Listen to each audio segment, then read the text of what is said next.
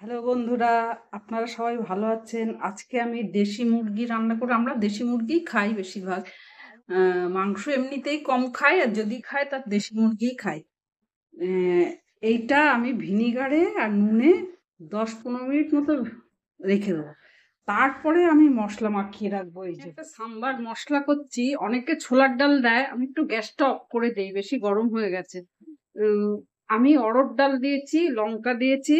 এবার 1 চামচের মতো ধনে দেবো, আর 1 চামচের মতো জিরে, 1/2 চামচের মতো দিলাম। আর গোলমরিচ দেবো, হিং দেবো, আর কোকোনাট দেবো, ডেসিকেটেড কোকোনাট। গোলমরিচটা আমার গুঁড়ো। আর হিং দেবো।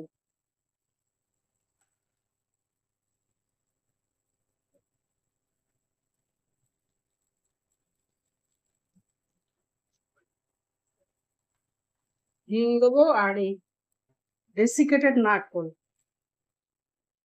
একখানা গোটা রসুন আর 1.5 ইঞ্চির মতো আদা, এগুলো পেস্ট করবো। আর আমি বেশি দেবো না পেঁয়াজ, একটা পেঁয়াজ দেবো। আমি তেলে জিরে পেঁয়াজ দিয়ে দিয়েছি। আর এবার এই গরম মশলা, একটা বড় কালো এলাচ, দালচিনি, লবঙ্গ থেতো করেছি, এটাও দিয়ে দেবো। দিয়ে ভাজবো না। এবার রসুন আদাটা দিয়ে দিলাম, দিয়ে দেবো। এবার মশলাটা নামানোর আগে দেবো, আর এখন কিছুটা দেবো। 4টে সিটি দেওয়ার পরে প্রেসার কুকার খুলে গেছে। এবার আলুটাকে দিয়ে, এবার আলু দেবো। এই আলুটা আস্তই দেবো, আর এই ফর্ক দিয়ে ফুটো করা আছে অনেক জায়গায়, যাতে মশলাটা ঢোকে। আর একটু জ্যাগারি দেবো।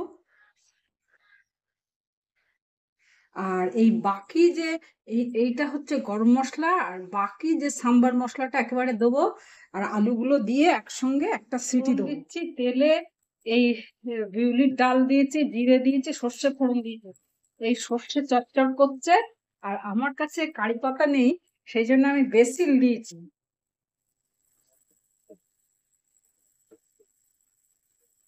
আপনাদের কাছে থাকলে দেবেন, আমার ছিল না বলে আমি বেসিল দিই। দিয়ে এটা তড়কা দেবো, আর একটু হিং দেবো। এই যে ফোড়নটা হয়ে গেছে, কমপ্লিট হয়ে গেছে। নুন ঝাল মিষ্টি সব টেস্ট করে দেখেছি। আর আলুটা কিন্তু আমি কাঁচা দিয়েছিলাম, সেদ্ধ করেছি প্রেশার কুকারে। আর আলুটা কষিনি, এমনি কাঁচা মশলার এই ঝোলের সঙ্গে সেদ্ধ করেছি লাস্টে একটা সিটি দিয়ে। আর সাম্বার মশলা দিয়ে ঠিক সাম্বার যেভাবে করে ঠিক একই প্রসেসে করেছি, তবে বিভিন্ন রকম সবজি দেয়, আমি শুধু আলু দিয়েছি। আর এক্সট্রার মধ্যে একটু গরম মশলা দিয়েছি। তাছাড়া ওই একই কায়দায় করেছি। আমি ভাবলাম কি বোধহয় খেতে ভালো হবে না।